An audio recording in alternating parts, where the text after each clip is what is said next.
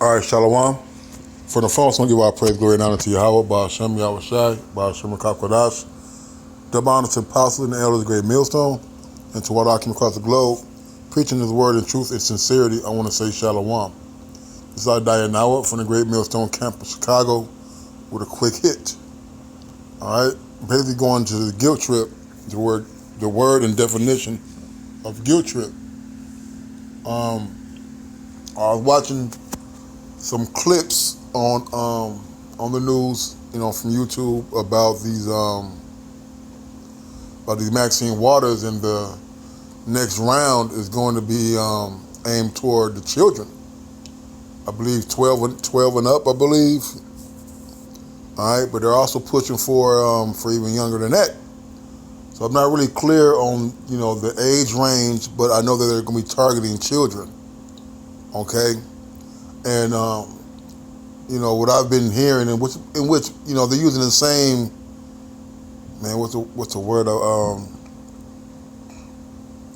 They're using the same verbiage. I would say verbiage. They're using the same narrative that they use for the adults that are using for children, man. Basically, trying to guilt you into going along with their witchcraft. It's going to protect them, and it's not cause any hurt to them, and they'll be better off. And they're trying to guilt you, by not, by saying that they're going to be at a higher risk, that they're going to be more susceptible to the waters, man. Children like to go out, they like to play, they like to go to amusement parks and water parks and restaurants and movies and things like that, and they're not going to be able to do that unless they can show that they've been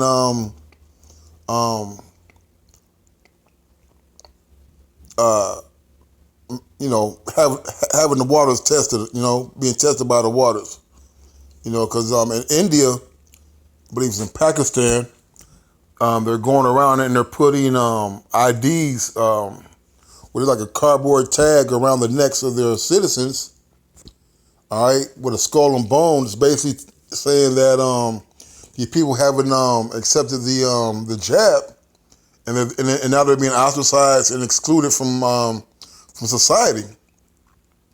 And they're showing you these things, and they're telling you these things to guilt you to accept this concoction of chemicals, man. So this is the definition of a guilt trip. It says, I'm gonna use the verb because this is the one that pertains. It says, make someone feel guilty, especially in order to induce them to do something. And they're making you feel guilty by saying, don't you love your wife? Don't you love your kids? Don't you want them protected? And don't you want them to be safe from this thing that's just floating around? All right. Now people are falling for it lock, stock, and barrel. The elder brother and I, Arala, we went to the store to grab some yayan, and the coon ass security guard is in there. And now mind you, this is after the mandate for removal of the masks was put in place in Chicago. We went in there, and the coon security guard stopped us at the door to where's your mask? And we're like, man, it's over with. We ain't got to wear no mask. And, they going back and forth. And he's like, you been vaccinated? And I believe the brother said, yeah. And the guy asked him to prove it, man. Then the security guard went on further to say that everybody in here been vaccinated, right? So we're like, well, if y'all been vaccinated, what difference do it make if I'm vaccinated? You see? All right? And this is the ignorance that our people, because Issachar runs the store, he owns the store. You got Issachar and you got cool ass Judah in there, man. Mexicun and Kun Judah. All right. And the thought process about this is so idiotic that a child could see through this, man.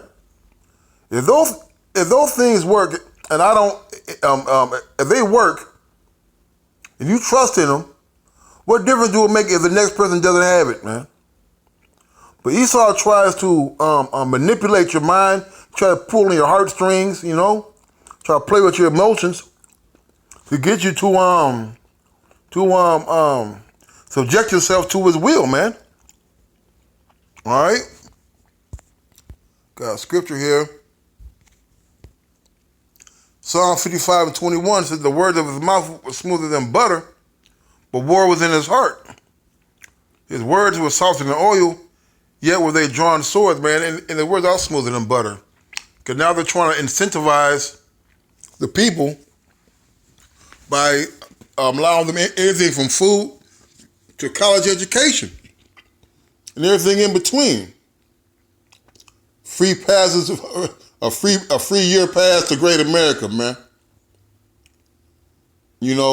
Scholarships, weed, okay, tickets to baseball games. You see, all these things. Hey, look, the truth doesn't need to be incentivized, man, to be bribed. Matter of fact, take a bribes. Let me look at the word. Matter of fact,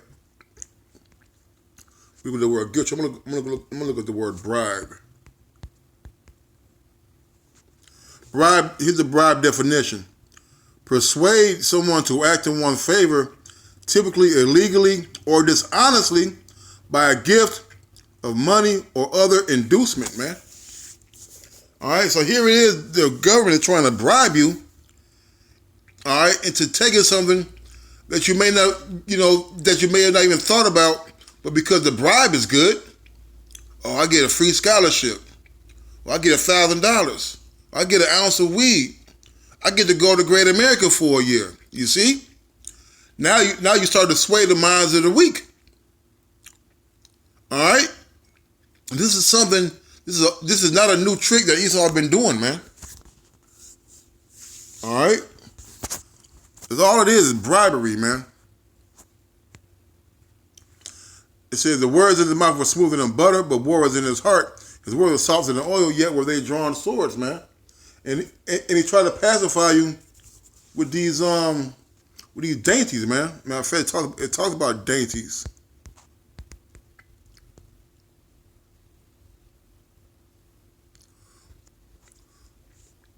It says, Proverbs 23:3, be not desirous of his dainties, for they are deceitful meat.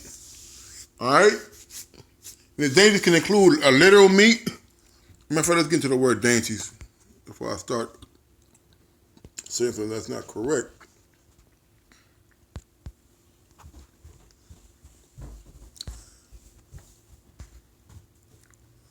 It says tasty of savory food, delectable dainties, meat dainties, savory meat. All right, and then some instances they're offering coupons and food and stuff, man. Let me look at the word dainties in this. This one see if it say the same thing. Right, okay. Delicacy, something to be eaten, something good to eat, delicacy, homemade. All right. Let's talk about food, man. All right.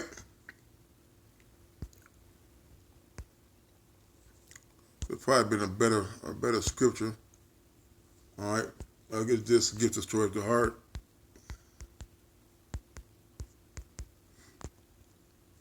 It's Ecclesiastes 7:7. It says, surely oppression maketh the wise man mad, and the gift destroyeth the heart. And these gifts that he's giving you are destroying your mind. You see that this man has something actually good to offer you after hundreds and hundreds of years of extermination of our people. They try to commit genocide of the so-called Native Americans, man. All those lives that were lost and thrown overboard on the trip over here of the tribes during the slave trade, man. But now this guy's going to offer you something that's going to help you, but since you refuse, he's going to try to bribe you, man. All right, that should be that should be a sign right there, man.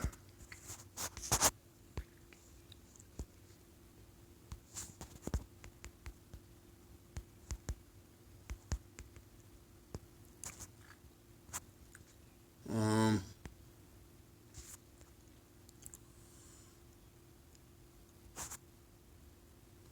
um,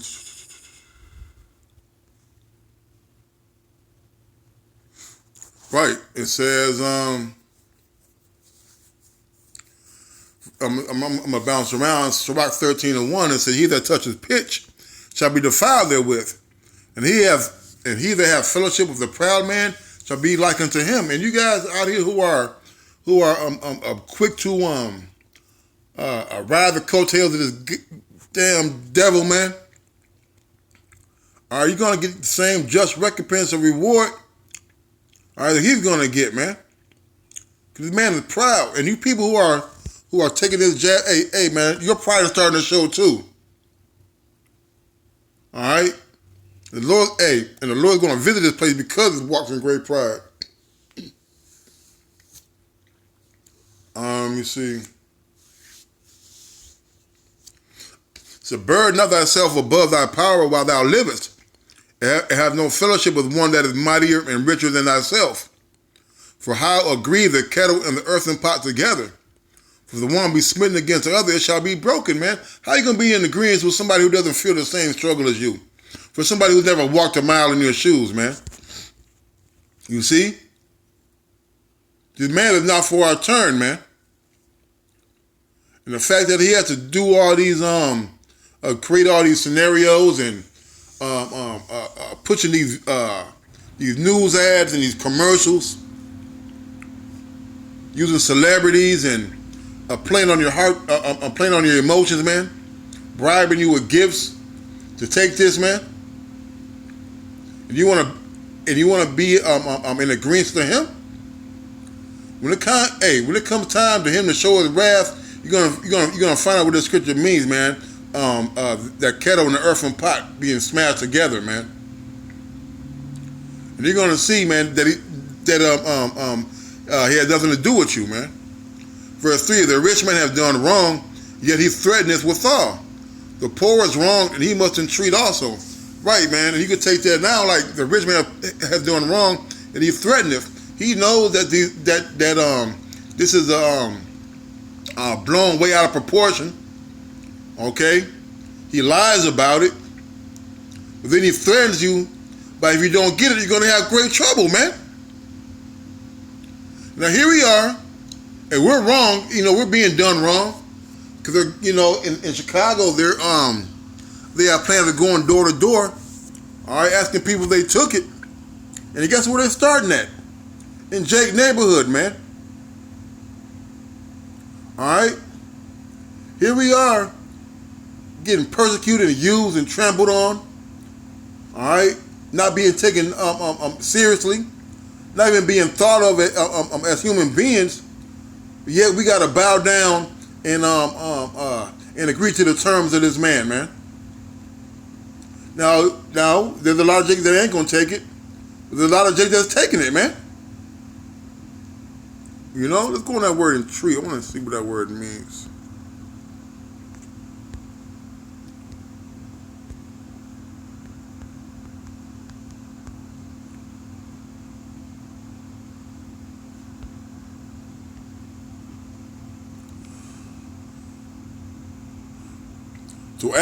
To ask a person earnestly, beseech, to ask earnestly for something. You know? Now people do ask earnestly for things, man. They want to be treated the same. They want to be they want to be equal. They're begging for equality and justice. All right, here you are getting shot down and getting test dummied on. All right, but you still out there begging for your life, begging for equality, begging for a chance, begging for a piece of the table, man. Verse 4: If thou be for his profit, he will use thee. If thou have nothing, he will forsake thee. You know? And right now you are for his profit, man. Right? Because you're agreeing. He's using you to not only to to try to persuade other Jake. All right, they get money off of these things, man. And the nurses be like, oh, I'm not getting any money off of it. Hey, your nurses are lower levels, man. All right?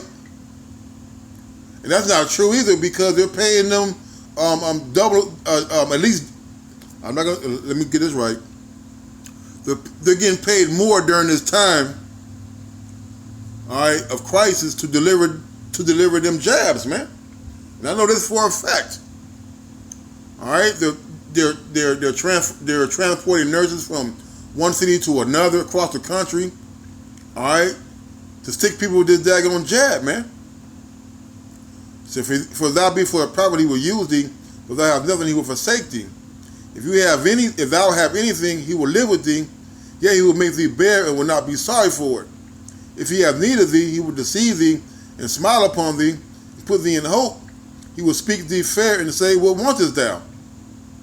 And he will shame thee by his meats until he have drawn thee dry twice or thrice, and at the last he will laugh thee to scorn afterward.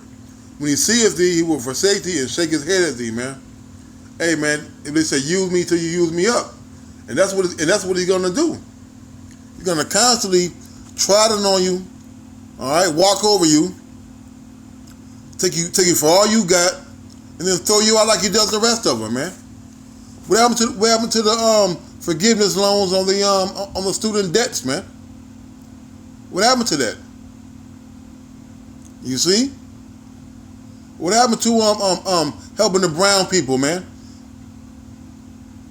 Talk about the Northern Kingdom, specifically Issachar right now, man. We're trying to get into the country, and you guys are putting them in cages, man. The crisis at the border is being totally ignored, man. You know? But then people have nothing to profit him, man. So guess what? He turns their back. He turns his back. And the whole time, all he wants to do is to pacify you, right? He's going to give you these stimuluses. He's going to give you this extra little income, all right? And all they're doing is driving up the gas prices, driving up food prices, driving up restaurant prices, man. Walmart ain't that cheap anymore, man. You know? But you guys don't care, man. You guys don't give a damn, man.